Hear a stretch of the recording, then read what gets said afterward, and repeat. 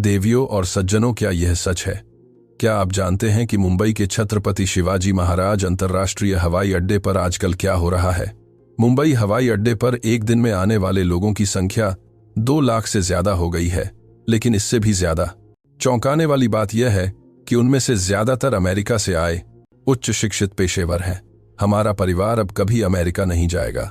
यह बात San Francisco के 39 वर्षीय आईटी उद्यमी जेम्स एंडरसन ने कही। सिलिकॉन वैली में वह 350 की वार्षिक आय कमा रहे थे। मैसाचुसेट्स इंस्टीट्यूट ऑफ टेक्नोलॉजी से स्नातक इंजीनियर, वॉल स्ट्रीट के फाइनेंसर और प्रतिष्ठित विश्वविद्यालयों के प्रोफेसर इस समय अपने बैग पैक कर रहे हैं और भारत के लिए उड़ान भर रहे हैं। आखिर ये हो क्या रहा है? अमेरिकी मीडिया इस घटना को प्रवासी उलटफेर, रिवर्स माइग्रेशन शॉक कह रहा है। इसका मतलब है कि पिछले जोहिंग के लिए भारत कपने में पीछे है और आसी है। और क्या है, 50 वर्षों से अमेरिका की ओर प्रतिभाओं के बहने का रुझान अब पूरी तरह से पलट गया है। सबसे हैरान करने वाली बात यह है कि वे भारत में किसी असाधारण चीज की तलाश नहीं कर रहे हैं, बल्कि सिर्फ एक सामान्य रोजमर्रा की जिंदगी की। अमेरिका में जो सादगी अब एक विलासिता बन गई थी, उसी ने आज 300-500 लोगों को यह फैसला लेने पर मजबूर किया है। आखिर उन्होंने भारत में ऐसा क्या पाया है? आइए अब हम एक ऐसे विदेशी परिवार की चौंकाने वाली सच्ची कहानी सुनते हैं जिसने अमेरिकन ड्रीम को छोड़कर भारत को चुना। इससे मसा में कैंसल कर पहले यदि आप लाइक और सब्सक्राइब कर सकें तो भारत की ऐसी और कहानियां लाने में हमें बहुत मदद मिलेगी। नमस्कार, मैं जेम्स एंडरसन हूं। मैं सैन फ्रांसिस्को में एक आईटी कंपनी चलाने वाला एक साधारण व्यवसायी था। मैं अपनी पत्नी सारा और 10 साल के बेटे मार्क के साथ 15 साल से वहां रह रहा था। मेरी जिंदगी में पूरी तरह से बदलाव तब आया जब एक मंगलवार की दोपहर कंपनी में एक महत्वपूर्ण मीटिंग खत्म करने के बाद मुझे मेरी पत्नी का फोन आया। उसकी आवाज कांप रही थी। उसने बताया कि मार्क के स्कूल से आपातकालीन सूचना आई है। स्कूल ने माता पिता को तुरंत बच्चों को लेने के लिए कहा था। कारण बताया गया कि स्कूल के पास कोई खतरनाक स्थिति उत्पन्न हो गई है। लेकिन उन्होंने विस्तार से कुछ नहीं बताया, बस बार बार कहा कि जल्द से जल्द कार लेकर स्कूल आओ। स्कूल तक के वो 20 मिनट मुझे अपनी जिंदगी के सबसे लंबे पल लगे। स्कूल के गेट पर पहले से ही 5 पुलिस कारें थीं। ऊपर हेलीकॉप्टरों की आवाज से कारें गूंज रही थी। माता पिता रोते हुए अपने बच्चों को ढूंढ रहे थे और शिक्षक घबराए हुए बच्चों को उनके माता पिता को सौंप रहे थे। जब मैंने मार्क को पाया तो वह अपने दोस्त का हाथ कसकर पकड़े हुए था और उसके चेहरे पर कोई भाव नहीं था। घर वापस आते समय कार में मार्क ने एक शब्द भी नहीं कहा। हमेशा बातूनी रहने वाला वह लड़का पूरी तरह से शांत था, बस खिड़की से बाहर देख रहा था। उस रात मैंने न्यूज देखी। रिपोर्ट में बताया गया कि स्कूल से सिर्फ 3 ब्लॉक दूर एक बड़ी घटना हुई थी। यह सुनकर थोड़ी राहत मिली कि स्कूल सुरक्षित था, लेकिन आस-पास के निवासियों को निकाला जा रहा था। सुरक्षित शब्द उस समय कितना खोखला लगा। उस रात मार्क को बुरा सपना आया। वह चीखते हुए उठा और 1 घंटे तक शांत नहीं हो पाया। यह वह चीज नहीं थी जिससे एक 10 साल के बच्चे को गुजरना पड़े। अगले दिन मैं काम पर तो गया, लेकिन मेरा ध्यान बिल्कुल नहीं लग रहा था। 3 सहकर्मी भी ऐसी ही स्थिति का सामना कर रहे थे। वे सभी बच्चे वाले माता पिता थे। लंच के समय कर्मचारी कैंटीन में मिले एक सहकर्मी ने बताया कि वह इस महीने के भीतर अपने परिवार के साथ कनाडा प्रवास कर रहा है। कारण यह था कि वह अब और यहां अपने बच्चों को नहीं पाल सकता। यह सुनकर मैंने पहली बार गंभीरता से सोचा कि क्या यहां बच्चों को पालना सचमुच सही है। उस रात मैंने अपनी पत्नी के साथ लंबी बातचीत की। पत्नी ने कहा कि हर सुबह जब वह मार्क को स्कूल छोड़ने जाती थी तो उसका दिल बैठ जाता था। वह पूरे दिन फोन नहीं छोड़ पाती थी। चिंतित रहती थी कि बच्चा सुरक्षित वापस आएगा या नहीं। मेरा भी यही हाल था। मीटिंग या क्लाइंट से बात करते समय भी मेरे मन में हमेशा एक बेचैनी बनी रहती थी। हमने 15 साल की अपनी जिंदगी कंपनी और यहाँ के संबंधों को छोड़ने के बारे में बात की। ये हाँ की तान की एक आसान फैसला नहीं था, लेकिन इससे ज्यादा डरावना था कि बिना कुछ किए ऐसे ही जिंदगी जीते रहना। कुछ ही समय बाद मार्क के स्कूल में एक आपातकालीन माता पिता की मीटिंग बुलाई गई। स्कूल प्रशासन ने नए सुरक्षा नियम घोषित किए, जिनमें स्कूल आने और जाने के समय सुरक्षा बढ़ाना, आपातकालीन निकासी अभ्यास बढ़ाना और माता पिता की पहचान प्रक्रिया को मजबूत करना शामिल था। मीटिंग के बाद माता पिता हॉलवे में बातें कर रहे थे। यह चौंकाने वाला था कि 10 में से 3 परिवारों ने कहा कि वे प्रवास पर विचार कर रहे हैं। एक पिता ने कहा कि वह ओरेगॉन जा रहा है, और दूसरे परिवार ने कहा कि वे यूरोप के बारे में सोच रहे हैं। तभी मुझे एहसास हुआ कि मैं अकेला नहीं हूं जो असुरक्षित महसूस कर रहा हूं। उस रात मैं अपनी कंपनी के स्टडी रूम में बैठा और अपना लैपटॉप खोला। सर्च बॉक्स में मैंने दुनिया का सबसे बात कर रहे हैं सुरक्षित देश टाइप किया। परिणाम सामने आए। कई तरह के सांख्यिकीय डेटा और जानकारी थी, लेकिन एक देश लगातार शीर्ष पर था, भारत। अपराध दर, कानून व्यवस्था, रात में सुरक्षा, इन सभी श्रेणियों में भारत शीर्ष पर था। खासकर बच्चों और महिलाओं की सुरक्षा के सूचकांक तो जबरदस्त थे। मुझे भारत के बारे में ज्यादा जानकारी नहीं थी। मैं बस इतना जानता था कि यह एक तकनीकी रूप से उन्नत जगह है, लेकिन उसको ध्यान कर लें। रात में सुबह तक जानकारी जुटाता रहा। मैंने भारत में रहने वाले विदेशियों के अनुभव पढ़े और यूट्यूब पर भारतीय जीवन के वीडियो देखे। मुझे सबसे ज्यादा प्रभावित एक अमेरिकी मां के वीडियो ने किया। उसने बताया कि मुंबई में उसकी छोटी बेटी अकेली मेट्रो से ट्यूशन जाती है और रात में भी बिना किसी चिंता के अकेली घर लौट आती है। मुझे यकीन नहीं हुआ। सैन फ्रांसिस्को में 10 साल के बच्चे को अकेले बाहर जाने देना अकल्पनीय था। कुछ दिन ऐसे ही गुजरे और इत्तेफाक से कंपनी को मुंबई की एक स्टार्टअप कंपनी के साथ सहयोग का प्रस्ताव मिला। यह एक आर्टिफिशियल इंटेलिजेंस सुरक्षा कंपनी थी जिसका मुख्यालय मुंबई में था। प्रस्ताव की समीक्षा के दौरान कंपनी के प्रतिनिधि ने एक वीडियो कॉन्फ्रेंस का अनुरोध किया। मीटिंग के दौरान उन्होंने सुझाव दिया कि क्यों न सीधे मुंबई आकर ऑफिस देखें और चर्चा करें। मुझे तुरंत लगा कि यह एक अवसर है। मैंने अपनी पत्नी से बात की और हमने फैसला किया कि क्यों न इसे एक बिजनेस ट्रिप बताकर पूरे परिवार के साथ जाएं। यह मार्च की स्प्रिंग ब्रेक की छुट्टियों का समय था। पत्नी तुरंत सहमत हो गई। 1 हफ्ते बाद हमने मुंबई के लिए उड़ान की टिकट बुक की। उस समय मुझे नहीं पता था कि वह 1 हफ्ते की यात्रा हमारी जिंदगी को पूरी तरह से बदल देगी। मुंबई के छत्रपति शिवाजी महाराज अंतर्राष्ट्रीय हवाई अड्डे पर उतरने के पहले पल से ही सब कुछ अलग महसूस हुआ। हवाई अड्डे के आगमन हॉल से बाहर निकलते ही सबसे पहले जो चीज नजर आई वह थी व्यवस्था। लोग कतारों में इंतजार कर रहे थे और बोर्डिंग के निर्देश अंग्रेजी में स्पष्ट रूप से लिखे थे। टैक्सी स्टैंड भी साफ सुथरा था। हम मुंबई मेट्रो से अंधेरी के लिए रवाना हुए। ट्रेन साफ और शांत थी और वाईफाई भी मुफ्त था। मार्क उत्सुकता से खिड़की से बाहर का नजारा देख रहा था। हमारा आवास अंधेरी क्षेत्र में ही व्यवस्थित किया गया था क्योंकि सहयोगी कंपनी वहीं पास में थी। चेक इन करने और सामान रखने के बाद पत्नी ने पास के कंपनी ने सुपरमार्केट से पानी खरीदने का सुझाव दिया। हमारे आवास से पैदल 5 मिनट की दूरी पर एक बड़ा सुपरमार्केट था। सुपरमार्केट जाते समय हमने एक चौंकाने वाला दृश्य देखा। 3 बच्चे जो प्राथमिक स्कूल के छात्र लग रहे थे, बिना किसी वयस्क के साथ एक सुविधा स्टोर से स्नैक्स के बैग लेकर बाहर निकल रहे थे। यह रात के 7 बजे से ज्यादा का समय था। मैंने और मेरी पत्नी ने एक दूसरे को देखा। यह ऐसा दृश्य था जो सैन फ्रांसिस्को में कभी नहीं देखा जा सकता था। सुपरमार्केट के अंदर भीड़ थी। काम से लौट रहे ऑफिस जाने वाले, खरीदारी कर रहे गृहिणियां और ट्यूशन बैग लटकाए छात्र, हर तरह के लोग थे। लेकिन माहौल में जरा भी गड़बड़ी नहीं थी। चेकआउट काउंटर पर कतार में खड़े थे। तभी हमारे आगे खड़ी एक महिला ने मुड़कर हमारी तरफ मुस्कुराया। वह ज्यादा अंग्रेजी नहीं बोलती थी, लेकिन उसने सिर हिलाकर हमारा अभिवादन किया।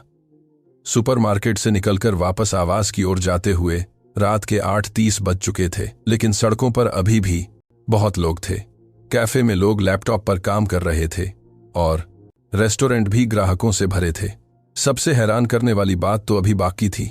सड़क पार करते समय स्कूल यूनिफॉर्म पहने 2 छात्राएं हमारे पास से गुजरीं। वे मिडिल स्कूल की लग रही थीं। दोनों हंसते हुए बातें कर रही थीं। उनके साथ कोई माता पिता या अभिभावक नहीं था। मार्क ने मेरा हाथ पकड़कर पूछा, वे छात्र बिना किसी बड़े के क्यों हैं? मैं भी उत्सुक था। आवास पर लौटने के बाद मैंने खिड़की खोली। नीचे की सड़क पूरी तरह से दिख रही थी। रात के 9 बज चुके थे, लेकिन सड़क अभी भी रोशन थी। लोग आजादी से घूम रहे थे। पत्नी मेरे पास आई और कहा, यहां बहुत अलग महसूस हो रहा है। उसने कहा कि यहां की हवा भी अलग है। मैंने भी यही महसूस किया। कोई तनाव नहीं था। सैन फ्रांसिस्को में रात को चलते समय होने वाली वह बेचैनी बिल्कुल नहीं थी। अगले दिन सुबह मैं जल्दी उठ गया क्योंकि मेरी कंपनी की मीटिंग सुबह 10 बजे थी। होटल में नाश्ता करने के बाद मैं टैक्सी बुलाने वाला था, लेकिन कर्मचारी ने हमें मेट्रो लेने की सलाह दी। कहा कि यह तेज और अधिक समय पर है। हम मेट्रो स्टेशन पहुंचे। ऑफिस का समय होने के कारण भीड़ थी, लेकिन व्यवस्था बहुत अच्छी थी। सब लोग एस्केलेटर पर दाएं ओर खड़े थे और बाएं ओर जल्दी में रहने वालों के लिए जगह थी। प्लेटफॉर्म पर ट्रेन का इंतजार करते समय घोषणा हुई। हिंदी के बाद अंग्रेजी में भी घोषणा हुई कि अगली ट्रेन 2 मिनट में आएगी। ठीक 2 मिनट बाद ट्रेन आ गई। कोच साफ था। मेरे बैठने के बाद बगल में एक ऑफिस जाने वाला अखबार पढ़ रहा था और सामने एक छात्र किताब पढ़ रहा था। सब शांत थे। मैं उस इलाके में पहुंचा जिसे अंधेरी कहा जाता है। इमारतें आधुनिक थीं और आसपास बहुत साफा था। मैंने कंपनी के हॉल में प्रतिनिधि से मुलाकात की। वह करीब 40 साल के थे और उन्होंने धारा प्रवाह अंग्रेजी में मेरा गर्मजोशी से स्वागत किया। मैंने ऑफिस का दौरा किया। कर्मचारी ध्यान से काम कर रहे थे और माहौल जीवंत था। हर मीटिंग रूम नवीनतम उपकरणों से लैस था। मीटिंग 2 घंटे तक चली और हमने तकनीकी मुद्दों पर गहराई से चर्चा की। सहयोग की संभावना बहुत ज्यादा लग रही थी। लंच के समय प्रतिनिधि हमें पास के एक रेस्टोरेंट में ले गए। कंपनी के कुछ कर्मचारी भी साथ आए। हमने रेस्टोरेंट में भारतीय व्यंजन खाए।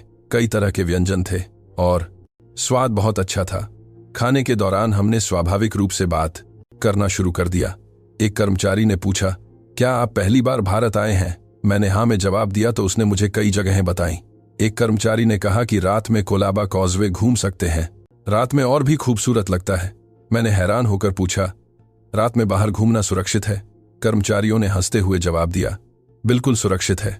रात के 2 बजे भी लड़कियां अकेली सड़क पर चलती हैं। मुझे यकीन नहीं हुआ। दोपहर की मीटिंग खत्म होने के बाद मैं होटल लौट आया। पत्नी और मार्क मेरा इंतजार कर रहे थे। पत्नी ने उत्साहित होकर बताया कि वह आज पास के शिवाजी पार्क गई थी और उसे बहुत बताता था। अच्छा लगा। उसने कहा कि मार्क ने भारतीय बच्चों के साथ फुटबॉल खेला। हालांकि भाषा अलग थी, लेकिन वे एक साथ खेल पाए। मार्क के चेहरे पर खुशी थी। सैन फ्रांसिस्को में यह अभिव्यक्ति देखना मुश्किल था। रात में हम कंपनी के कर्मचारियों द्वारा सुझाए गए कोलाबा कॉजवे गए। यह रात के 8 बजे थे और सड़क पर लोगों की भीड़ थी। खरीदारी करने वाले लोग, स्नैक्स खरीदने वाले लोग, फोटो खींचने वाले, पर्यटक, हर तरह के लोग थे। लेकिन हैरानी की बात यह थी कि माहौल में भीड़ होने के बावजूद कोई खतरा नहीं था। जेबक तरह से सावधान रहने के कोई चेतावनी संकेत नहीं थे। पुलिस भी मुश्किल से ही नजर आ रही थी। हमने लगभग 1 घंटे तक घूमा। पत्नी खरीदारी का आनंद ले रही थी और मार्क उत्सुकता से तरह तरह की नई चीजें देख रहा था। रात के 10 बजे से ज्यादा हो गए थे जब हम आवास की ओर लौटते हुए मेट्रो स्टेशन की ओर जा रहे थे। हमने स्कूल यूनिफॉर्म पहने छात्रों को अभी भी सड़क पर चलते देखा। लग रहा था कि वे सोन के अंदर ट्यूशन से लौटे हैं। एक लड़की अकेली ईयरफोन लगाए चल रही थी, शायद अपने माता पिता से फोन पर बात कर रही थी। उस पल मुझे एहसास हुआ कि यहाँ यह रोजमर्रा की जिंदगी है। तीसरा दिन ऐसा था जब कंपनी में कोई मीटिंग नहीं थी। हमने पूरे परिवार के साथ मुंबई के विभिन्न हिस्सों को घूमने का फैसला किया। हम पहले होटल के कर्मचारी द्वारा सुझाए गए गेटवे ऑफ इंडिया गए। भले ही पर्यटक बहुत थे, लेकिन व्यवस्था अच्छी थी। हर सूचना बोर्ड पर विस्तृत अंग्रेजी जानकारी थी और स्वयंसेवक हर जगह विनम्रता से दिशा निर्देश दे रहे थे। गेटवे से निकलने के बाद हम एक पारंपरिक बाजार वाली सड़क भिंडी बाजार के पास लंच करने गए।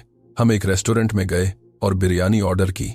खाने के दौरान हमने बगल की मेज पर एक परिवार को देखा। माता पिता और 2 छोटे भाई बहन। बच्चे अपने स्मार्टफोन से खुशी खुशी तस्वीरें ले रहे थे। मुझे अचानक वह दृश्य बहुत शांत लगा। माता पिता के चेहरे पर कोई तनाव नहीं था और बच्चे आजादी से घूम रहे थे। खाना खत्म करने के बाद मैं बिल चुकाने गया। कीमत मेरी उम्मीद से कम थी। 3 लोगों के लिए 1800 से कम, जो लगभग 22 अमेरिकी डॉलर के बराबर था। दोपहर में हमने मुंबई के एक ऊंचे टावर पर जाने का फैसला किया। जब हम तेज लिफ्ट से ऊपर जा रहे थे तो मुंबई शहर का नजारा हमारी आंखों के सामने आ गया। हम टावर के शीर्ष पर स्थित अवलोकन डेक पर पहुंचे। पूरा शहर हमारे सामने था। गगनचुंबी इमारतों के बीच अरब सागर बह रहा था। पहाड़ और शहर आपस में सामंजस्य बिठा रहे थे। मार्क अपनी उंगली से जगह जगह इशारा कर रहा था और आश्चर्य व्यक्त कर रहा था। उसने कहा, इतना बड़ा शहर होने पर भी यह कितना साफ दिख रहा है। अवलोकन डेक पर घूमते समय हम एक बुजुर्ग सज्जन से मिले। वह बहुत अच्छी अंग्रेजी बोलते थे। उन्होंने हमसे पूछा कि क्या हम अमेरिका से हैं। मैंने हाँ में जवाब दिया तो उन्होंने हमसे बहुत सारी बातें की। उन्होंने बताया कि मुंबई कितना सुरक्षित शहर है और आप रात में भी बिना किसी चिंता के बाहर जा सकते हैं। मैंने सावधानी से पूछा, क्या यह सचमुच कोई अपराध नहीं होता? बुजुर्ग हंसते हुए बोले, ऐसा नहीं है कि बिल्कुल नहीं होता। लेकिन अन्य देशों की तुलना में यह न के बराबर है। होटल लौटते समय रात के 11 बज चुके थे, लेकिन सड़क अभी भी जीवंत थी।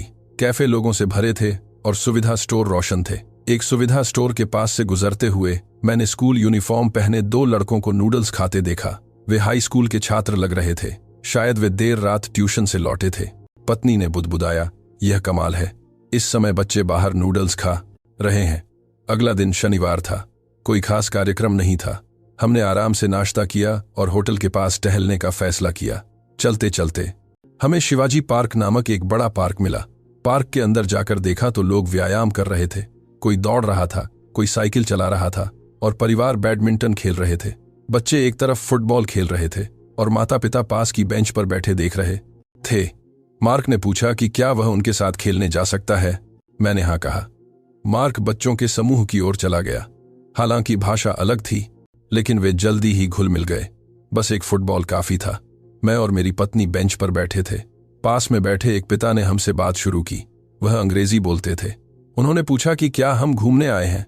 मैंने हाँ में जवाब दिया तो उन्होंने अपने बेटे की तरफ इशारा किया जो वहीं फुटबॉल खेल रहा था और बताया कि वह 4ठी कक्षा में है। हमने स्वाभाविक रूप से बात करना शुरू कर दिया। मैंने उनसे भारत में जीवन के बारे में पूछा। उन्होंने कहा कि यहाँ बहुत सुविधा है, काम पर आना जाना आसान है और बच्चों को पालना भी आसान है। खासकर सुरक्षा की चिंता बिल्कुल नहीं है। उन्होंने कहा कि उनका बेटा रात के 10 बजे ट्यूशन से खुद घर आता है।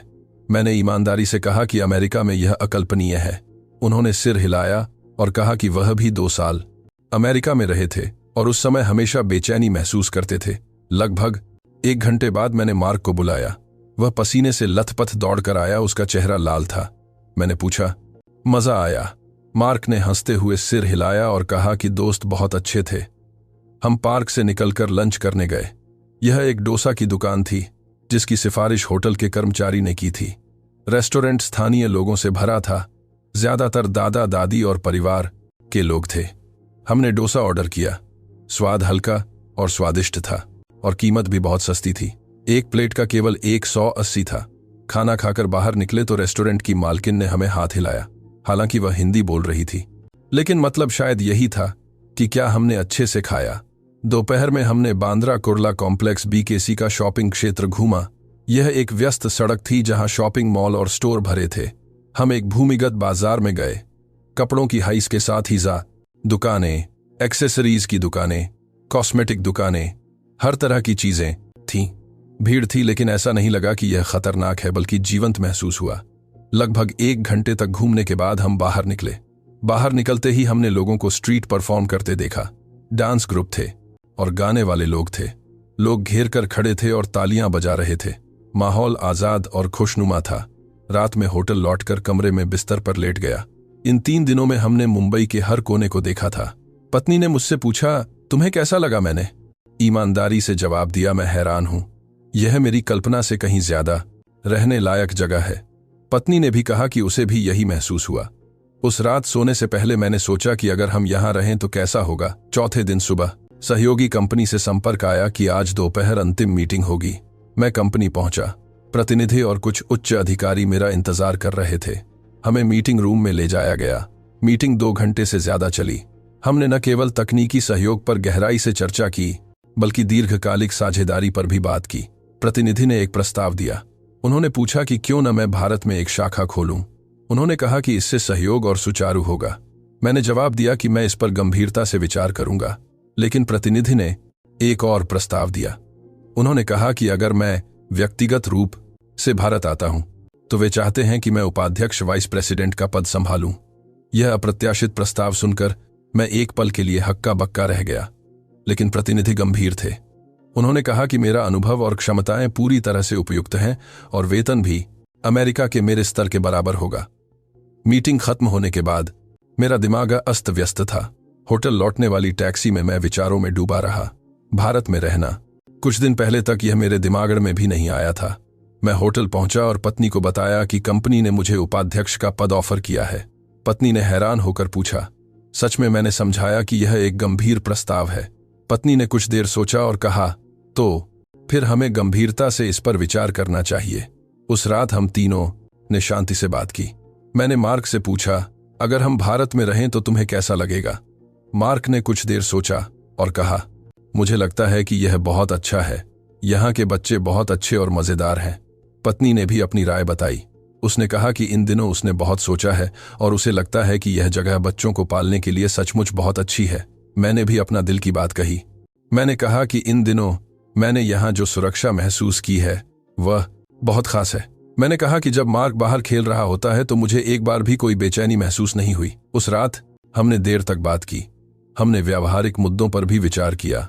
हालांकि भाषा की समस्या थी, लेकिन कंपनी ने कहा कि वे अंग्रेजी में काम कर सकते हैं। मार्क अंतर्राष्ट्रीय स्कूल जा सकता है। हालांकि आवास की समस्या थी, लेकिन कंपनी ने कहा कि वे आवास भत्ता प्रदान करेंगे और प्रारंभिक बसावट खर्च भी देंगे। सबसे महत्वपूर्ण था सुरक्षा का मुद्दा, और इस समस्या का जवाब पहले ही मिल चुका था। अगले दिन सुबह उठने के बाद हमने फैसला कर लिया, भारत जाना है। मैंने प्रतिनिधि से संपर्क किया और बताया कि मैं उनका प्रस्ताव स्वीकार करता हूं। प्रतिनिधि बहुत खुश हुए और मेरा स्वागत किया। उन्होंने कहा कि विस्तृत प्रक्रियाएं धीरे धीरे पूरी की जा सकती हैं। 1 हफ्ते की यात्रा खत्म होने के बाद हम सैन फ्रांसिस्को लौट आए। घर लौटने पर सब कुछ अजीब लग रहा था। 1 हफ्ता पहले जो इलाका इतना जाना पहचाना था, वह अचानक असुरक्षित महसूस होने लगा। अगले दिन मैं कंपनी काम पर गया और सहकर्मियों को बताया कि मैं भारत जा रहा हूं। सहकर्मी हैरान थे। कुछ को ईर्ष्या हुई, कुछ को चिंता। सबसे करीबी सहकर्मी ने पूछा, क्या तुम सचमुच ठीक हो? मैंने आत्मविश्वास से जवाब दिया कि यह फैसला गलत नहीं है। उस रात हमने घर पर औपचारिक तैयारी शुरू कर दी। सबसे पहले घर को व्यवस्थित करना था। 15 साल में जमा हुई बहुत सारी चीजें थीं। हमने जरूरत की चीजों और फेंकने वाली चीजों को अलग किया। मैंने मार्क के स्कूल से भी संपर्क किया और ट्रांसफर प्रक्रियाओं के बारे में पूछा। स्कूल को अफसोस हुआ, लेकिन उन्होंने कहा कि वे हमें दस्तावेज़ तैयार करने में मदद करेंगे। मैंने दोस्तों से भी एक एक करके संपर्क किया। ज्यादातर लोग हैरान थे कि मैं भारत जा रहा हूं। कई लोगों को यकीन नहीं हुआ, लेकिन जब मैंने कारण समझाया तो सबने समझा। खासकर बच्चे वाले दोस्तों को ईर्ष्या हुई। एक दोस्त ने कहा कि वह खुद भी गंभीरता से विचार कर रहा है और वह अब और यहां अपने बच्चों को नहीं पालना चाहता। हमने घर बेचने का फैसला किया। हम रियल एस्टेट एजेंट से मिले। सैन फ्रांसिस्को के सक्रिय रियल एस्टेट बाजार की बदौलत घर जल्दी बिक गया। 1 महीने से भी कम समय में अनुबंध हो गया। खरीदार चीन से आया एक परिवार था। यह विडंबना थी कि वे अमेरिका आ रहे थे और हम छोड़कर जा रहे थे। कंपनी के काम को भी व्यवस्थित करना शुरू किया। मैंने अपने जिम्मे के प्रोजेक्ट सहकर्मियों को सौंप दिए। शुक्र है सबने सहयोग किया और हैंडओवर सुचारू रूप से पूरा हुआ। मैंने भारतीय कंपनी के साथ विस्तृत अनुबंध प्रक्रियाओं को आगे बढ़ाया। वीजा, आवास, स्कूल के मुद्दे हमने एक एक करके हल किए। कंपनी की तरफ से सक्रिय सहयोग मिला, इसलिए यह मेरी उम्मीद से ज्यादा सुचारू रूप से हुआ। 2 महीने गुजर गए। इस दौरान सैन फ्रांसिस्को में एक और बड़ी घटना हुई। यह शहर के केंद्र में हुई थी। न्यूज़ देखते हुए मुझे एक बार फिर यकीन हो गया कि यह छोड़ने का सही फैसला है। मार्क के स्कूल ने उसके लिए एक फेयरवेल कार्यक्रम आयोजित किया। दोस्तों ने मिलकर एक छोटी पार्टी दी। मार्क दोस्तों से अलग होने से दुखी था, लेकिन साथ ही नई जगह के लिए उत्साहित भी था। जाने की तारीख 15 मार्च तय हुई। हमने अपना सारा सामान व्यवस्थित किया, केवल जरूरी चीजें ही चुनी। ज्यादातर चीजें हमने वहीं खरीदने का फैसला किया। जाने से एक रात पहले हम अपने खाली घर में बैठे थे। यह वह जगह थी जहां हम 15 साल रहे थे, जहां मार्क पैदा हुआ और बड़ा हुआ। हालांकि यहां बहुत सारी यादें थीं, लेकिन मुझे पता था कि अब जाने का समय आ गया है। पत्नी मेरे पास आकर बैठ गई और पूछा, क्या तुम्हें अफसोस है? मैंने सिर हिलाया और कहा कि इसके बजाय मैं यह सोच रहा हूं कि मैंने पहले यह फैसला क्यों नहीं लिया। मार्क भी अपने कमरे से लिविंग रूम में आया। उसने कहा कि कल हम विमान से जा रहे हैं। मुझे यकीन नहीं हो रहा। उसके चेहरे पर उत्साह था। उस रात मुझे ठीक से नींद नहीं आई। मैं रात भर करवटें बदलता रहा और किसी तरह सुबह होने से पहले थोड़ी नींद आई। अगले दिन सुबह मैं जल्दी उठ गया। हमने हवाई अड्डे के लिए टैक्सी बुलाई। आखिरी बार घर को देखा। मैंने सोचा अब सचमुच खत्म हो गया। हवाई अड्डे के लिए टैक्सी बुलाई। रास्ते में हम सैन फ्रांसिस्को शहर से गुजरे। जानी पहचानी सड़कें तेजी से गुजर गईं। 15 साल का समय मेरी आंखों के सामने घूम गया। हम हवाई अड्डे पहुंचे। चेक इन प्रक्रिया पूरी करने के बाद हम इमिग्रेशन हॉल में दाखिल हुए। गेट पर बैठकर विमान का इंतजार करते समय मार्क ने खिड़की से बाहर देखते हुए पूछा, क्या हम सचमुच जा रहे हैं? मैंने सिर हिलाया और उससे कहा कि यह एक नई शुरुआत है। बोर्डिंग की घोषणा हुई। हम उठे और विमान की ओर बढ़े। सीट पर बैठकर हमने सुरक्षा बेल्ट बांधी। विमान ने उड़ान भरना शुरू किया। खिड़की के बाहर सैन फ्रांसिस्को छोटा होता जा रहा था। गोल्डन गेट ब्रिज दिखाई दिया, परिचित खाड़ी दिखाई दी। पत्नी ने मेरा हाथ पकड़ा और धीरे से कहा, एक नई शुरुआत। मैंने सिर हिलाया। खिड़की से बाहर देखते हुए 14 घंटे की उड़ान शुरू हुई। गंतव्य था मुंबई, एक ऐसी जगह जहां हमारा परिवार एक नए जीवन का इंतजार कर रहा था। हम अगले दिन देर शाम को मुंबई हवाई अड्डे पहुंचे। समय के अंतर के कारण ऐसा लगा जैसे एक दिन बीत गया हो।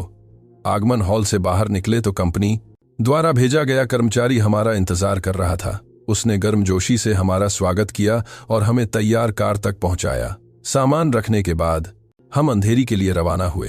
कार की खिड़की से रात का नजारा बहुत सुंदर था। एक्सप्रेसवे पर चलते हुए मुंबई शहर करीब आ रहा था।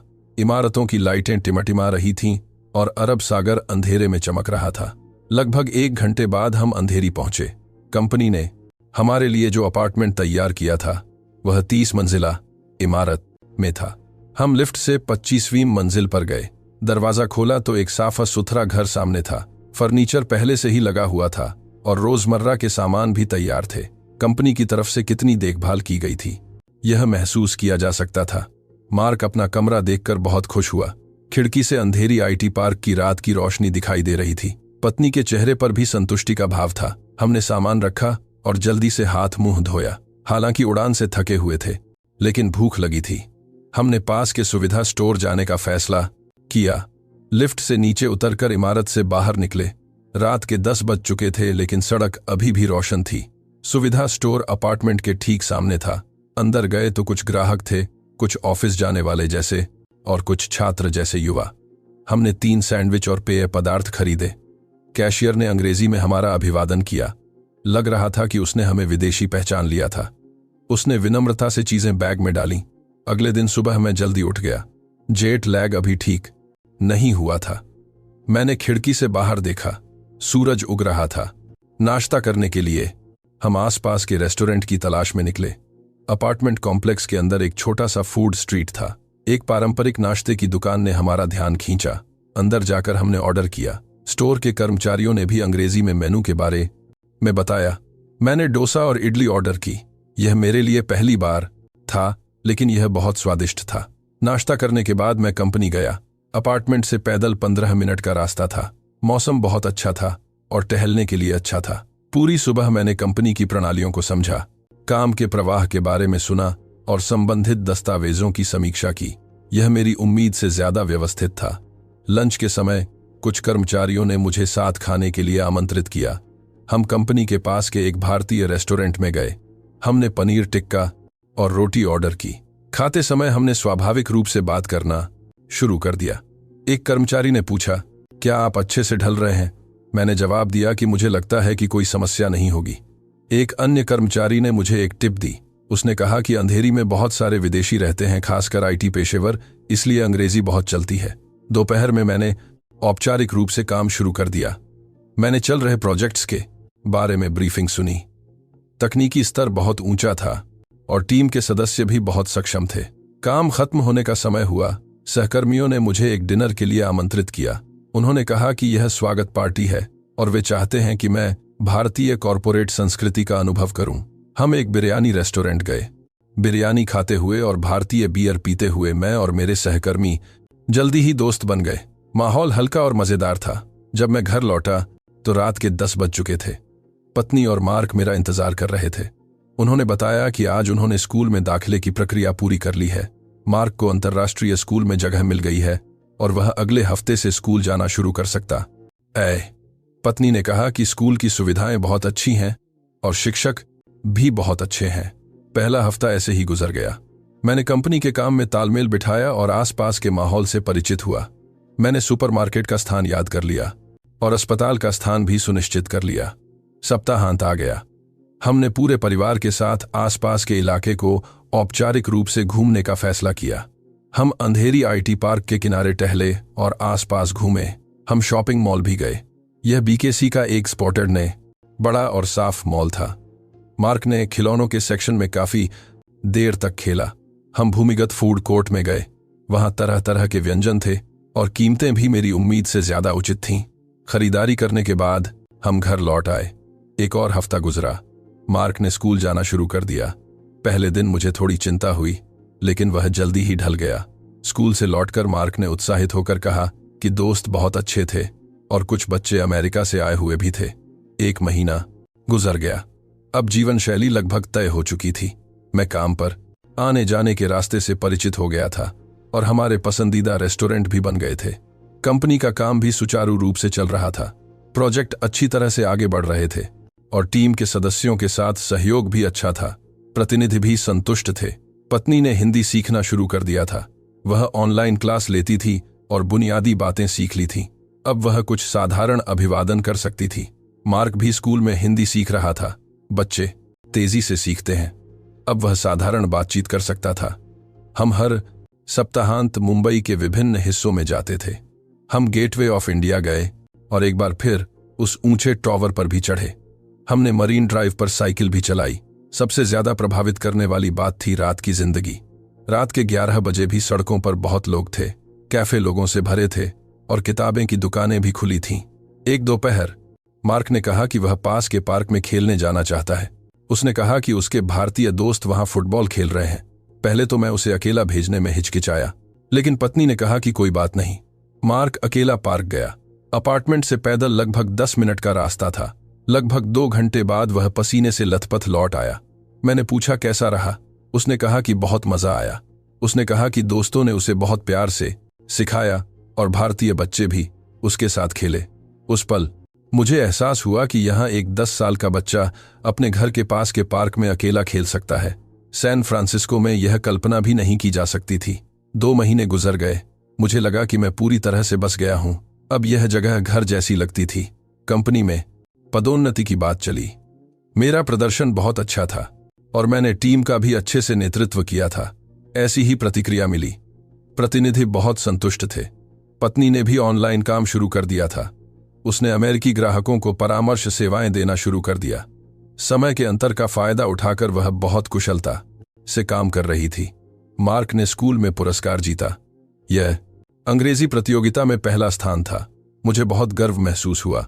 एक दिन मुझे सैन फ्रांसिस्को से फोन आया। यह मेरा दोस्त था। उसने कहा कि वह भी जाने पर गंभीरता से विचार कर रहा है और मुझसे सलाह मांगी। मैंने ईमानदारी से कहा कि तुम्हें अफसोस नहीं होगा, खासकर अगर तुम्हारे बच्चे हैं तो और भी ज्यादा। दोस्त ने पूछा कि सबसे अच्छी चीज क्या है। मैंने बिना किसी हिचकिचाहट के जवाब दिया, असुरक्षित महसूस न करना। यही सबसे बच्चे हैं महत्वपूर्ण है। कंपनी के पास गुलमोहर के फूल खिलने का एक दिन था। लंच के समय मैं टहलने के लिए बाहर निकला। फूलों की सड़क पर चलते हुए मैंने इत्मीनान से समय का आनंद लिया। मार्क की हिंदी तेजी से सुधर रही थी। अब वह अपने भारतीय दोस्तों के साथ स्वाभाविक रूप से बातचीत कर सकता था। उसका उच्चारण भी काफी अच्छा था। उसने बताया कि स्कूल की फील्ड ट्रिप चेन्नई गई थी। उसने मुझे तस्वीरें दिखाईं और उत्साहित होकर कहा कि मरीना बीच बहुत शानदार था। पत्नी ने आसपास के कम्युनिटी कॉलेज में भारतीय खाना पकाने की क्लास लेना शुरू कर दिया था। उसने बिरयानी और वड़ा पाव बनाना सीखा। अब हम हर रात भारतीय खाना खाते थे। शुरुआत में थोड़ा अजीब था, लेकिन पत्नी के हाथ का खाना अच्छा होने लगा और पूरे परिवार को भारतीय खाने की आदत हो गई। कंपनी में मैंने एक बड़ा प्रोजेक्ट सफल किया। यह एक अमेरिकी कंपनी के साथ अनुबंध था। मैंने बीच में पुल का काम किया और बहुत अच्छे परिणाम हासिल किए। प्रतिनिधि ने मेरी तारीफ करते हुए कहा कि एंडरसन को लाना मेरे द्वारा लिया गया सबसे अच्छा फैसला था और उन्होंने एक बड़ा बोनस भी दिया। उस पैसे से मैं परिवार को यात्रा पर ले गया। यह गोवा की 4 दिन 3 रात की यात्रा थी। गोवा हवाई अड्डे पर उतरते ही हवा अलग थी। समुद्र की गंध नाक में आ रही थी। हमने एक कार किराए पर ली और दक्षिण की ओर गए।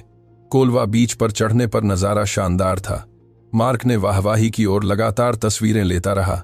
पत्नी भी बहुत खुश लग रही थी। हमने गोवा नेशनल पार्क के ट्रैकिंग रूट पर भी सैर की। जंगल की हवा बहुत ताज़ा थी। हम रुकते और प्राकृतिक सुंदरता का पूरा आनंद लेते। रात में हमने गोवा की विशेष सी फूड खाई। स्वाद सचमुच बहुत अच्छा था। पूरे परिवार ने पेट भर खाया। होटल लौटकर मैं बालकनी पर बैठा, समुद्र को देख रहा था और लहरों की आवाज सुन रहा था। मैं बियर पी रहा था। पत्नी ने कहा, भारत आना सचमुच बहुत अच्छा था। उसने कहा कि हर दिन बहुत शांत होता है। मैंने भी यही महसूस किया। मुंबई लौटने के बाद एक दिन मार्क ने कहा कि वह पास के पार्क में खेलने जाना चाहता है। उसने कहा कि उसके भारतीय दोस्त वहां फुटबॉल खेल रहे हैं। पहले तो मैं उसे अकेला भेजने में हिचकिचाया, लेकिन पत्नी ने कहा कि कोई बात नहीं। मार्क अकेला पार्क गया। अपार्टमेंट से पैदल लगभग 10 मिनट का रास्ता था। लगभग 2 घंटे बाद वह पसीने से लथपथ लौट आया। मैंने पूछा कैसा रहा। उसने कहा कि बहुत मजा आया। उसने कहा कि दोस्तों ने उसे बहुत प्यार से सिखाया और भारतीय बच्चे भी उसके साथ खेले। उस पल मुझे एहसास हुआ कि यहाँ एक 10 साल का बच्चा अपने घर के पास के पार्क में अकेला खेल सकता है। सैन फ्रांसिस्को में यह कल्पना भी नहीं की जा सकती थी। कंपनी का काम भी सुचारू रूप से चल रहा था। मुझे और नए प्रोजेक्ट मिले। टीम का आकार भी बढ़ गया। प्रतिनिधि ने कहा कि मुझे और भी महत्वपूर्ण भूमिका दी जाएगी। पत्नी का ऑनलाइन व्यवसाय अच्छा चल रहा था। उसके अमेरिकी ग्राहक बढ़ते जा रहे थे और आय स्थिर हो गई थी। कुछ ही समय बाद मार्क ने स्कूल में एक और पुरस्कार जीता। यह एक विज्ञान प्रोजेक्ट के लिए था। उसने कहा कि यह उसने अपने भारतीय दोस्तों के साथ मिलकर बनाया था। यह दिखाता था कि वह स्कूल के जीवन में पूरी तरह से ढल गया था। हिंदी में अब रोजमर्रा की बातचीत में कोई समस्या नहीं थी। उसने बहुत सारे दोस्त भी बना लिए थे। कंपनी ने मध्य वर्ष की पार्टी आयोजित की। कंपनी ने कहा कि यह हमारे 1 साल के कठिन परिश्रम के लिए धन्यवाद है और एक और बोनस दिया गया। अच्छे प्रदर्शन की बदौलत हमने घर पर एक पारिवारिक मीटिंग रखी और भारत में गुजारे अपने पहले साल की समीक्षा की। मार्क ने पहले बोलना शुरू किया। उसने कहा कि यह सचमुच बहुत अच्छा था। बहुत सारे दोस्त बनाए और स्कूल भी मजेदार था। पत्नी भी संतुष्ट लग रही थी। उसने कहा कि सुरक्षित जीवन जीना सबसे बड़ी खुशी है। अब और बेचैनी महसूस न करना, इस बात से उसे खुशी मिली। मुझे भी यही महसूस हुआ। कंपनी का काम सुचारू रूप से चल रहा था। सबसे महत्वपूर्ण, मेरा परिवार सुरक्षित और खुश था। यह काफी था। मुझे सैन फ्रांसिस्को में गुजारा अपना आखिरी साल याद आया। हर सुबह न्यूज खोलते ही अपराध की खबरें होती थीं। हर बार बच्चे को स्कूल छोड़ने जाते समय डर लगता था। वह जीवन अब दूर का अतीत लगता है। मार्क के चेहरे का भाव भी बदल गया था। सैन फ्रांसिस्को में हमेशा थोड़ी बेचैनी वाला चेहरा अब उज्जवल और आत्मविश्वास से भरा था। दोस्तों के साथ आजादी से खेल पाना, पार्क में अकेले दौड़ पाना, ये साधारण बातें मार्क के लिए बहुत बड़ा उपहार थीं। हम इंडिया गेट पर नए साल की आतिशबाजी देखने गए। भीड़ बहुत थी, लेकिन व्यवस्था बहुत अच्छी थी। आधी रात हुई, आतिशबाजी शुरू हुई और लोग खुश हुए। मार्क ने नए साल की इच्छा मांगी। उसने कहा कि वह हमेशा भारत में रहना चाहता है। उस वाक्य ने मेरा दिल छू लिया। समय के साथ कुछ अप्रत्याशित चीजें होने लगीं। सबसे पहले मुझे सैन फ्रांसिस्को के एक पुराने सहकर्मी का संदेश मिला। उसने पूछा कि भारत में जीवन कैसा है। मैंने उसे विस्तार से बताया। उसने कहा कि वह गंभीरता से विचार कर रहा है। कुछ ही समय बाद वह सहकर्मी मुंबई आ गया। उसने कहा कि वह अपनी आंखों से देखना चाहता है। मैंने उसे 3 दिन तक घुमाया। जब वह गया तो उसके चेहरे पर एक दृढ़ भाव था और कुछ समय बाद मैंने सुना कि वह सहकर्मी परिवार के साथ भारत आ गया है। उन्होंने अंधेरी के पास एक घर ढूंढा और उनके बच्चे का भी अंतर्राष्ट्रीय स्कूल में दाखिला हो गया। उसके बाद लगातार संपर्क आने लगे। ज्यादातर वे दोस्त थे जिनके बच्चे थे। सब में एक ही चिंता थी, वे अब और अमेरिका में अपने बच्चों को नहीं पालना चाहते थे। सैन फ्रांसिस्को में मेरे बाचाए परिचित परिवार एक एक करके भारत आने लगे। वे सभी आईटी क्षेत्र के पेशेवर थे और अंधेरी और बीकेसी के आसपास बस गए। स्वाभाविक रूप से हमने एक समुदाय बना लिया। हमने हर महीने एक बार मिलना शुरू कर दिया। हम जानकारी साझा करते थे, जैसे स्कूल की जानकारी, अस्पताल की जानकारी और जीवन के छोटे मोटे नुस्खे। कंपनी में भी बदलाव आया। हमने अमेरिका से आए एक इंजीनियर को भर्ती किया। पूछने पर पता चला कि वह मेरी कहानी सुनकर आवेदन करने आया था। उसने कहा कि वह बोस्टन से आया है। प्रतिनिधि ने कहा कि हाल ही में अमेरिका से बहुत सारे बायोडाटा आ रहे हैं, खासकर परिवार वाले लोगों के आवेदन बढ़े हैं। मार्क के स्कूल में अमेरिका से आए छात्रों की संख्या लगातार बढ़ रही थी।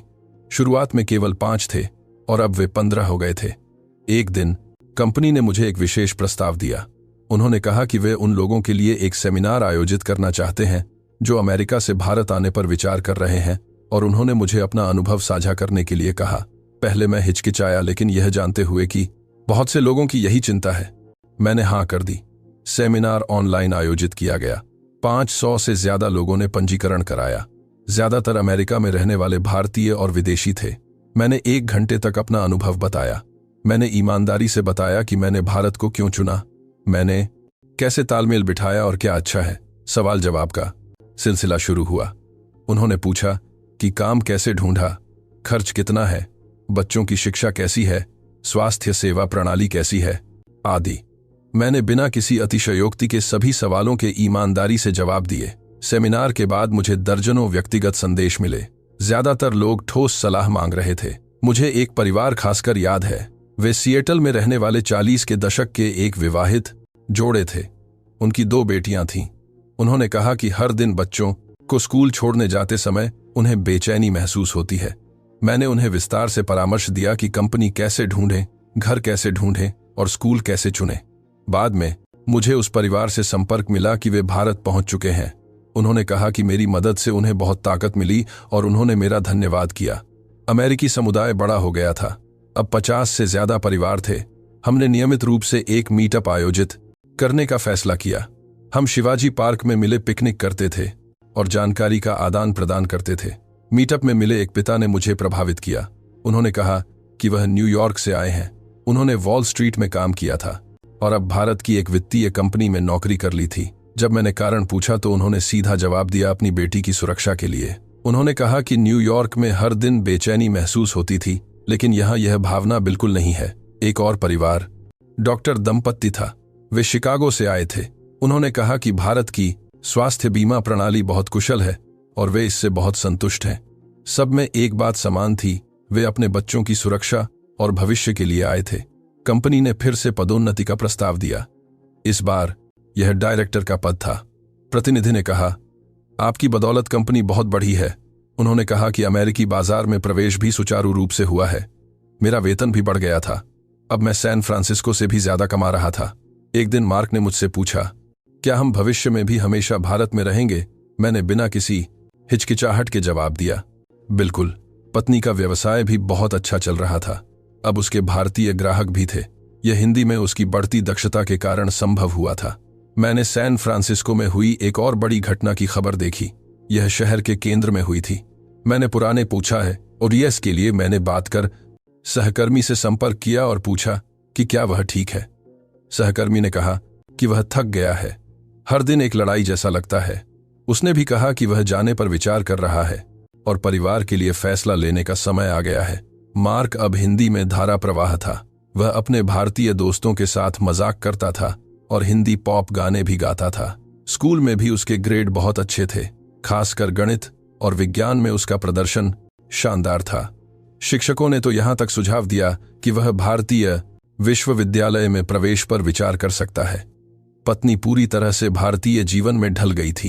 अब वह बाजार में मोलभाव करती थी और आसपास के पड़ोसियों से बातें करती थी।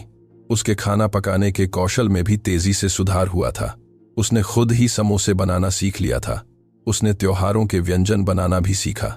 मैं कंपनी में एक उच्च अधिकारी बन गया था जो भारत और अमेरिका के बीच के व्यवसाय को संभालता था। व्यापार यात्राओं के कारण मैं कभी कभार सैन फ्रांसिस्को जाता था। हर बार जाने पर मुझे महसूस होता था कि यह अब मेरा घर नहीं रहा। सड़कें पहले से ज्यादा उजाड़ थीं, बेघर लोग बढ़ गए थे, दुकानें बंद हो गई थीं। ऐसा लगता था जैसे शहर ने अपनी जीवंतता खो दी है। मैं अपने पुराने दोस्तों से मिला। ज्यादातर लोग थके हुए लग रहे थे, अभी भी बेचैनी में जी रहे थे।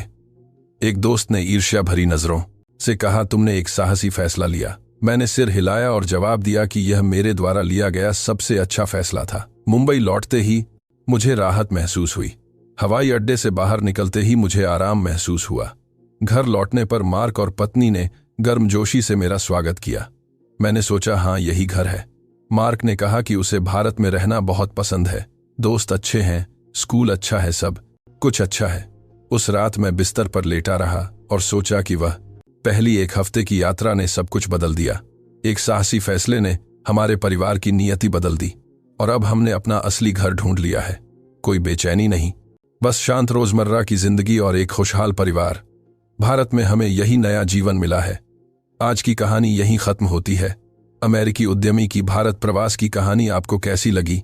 कृपया कहानी के नायक के लिए समर्थन में एक टिप्पणी छोड़ें। यह कहानी आपको इमोशनल स्टेशन द्वारा प्रस्तुत की गई थी। यदि आपको ये कहानी पसंद आई हो तो कृपया लाइक और सब्सक्राइब करें। देखने के लिए धन्यवाद।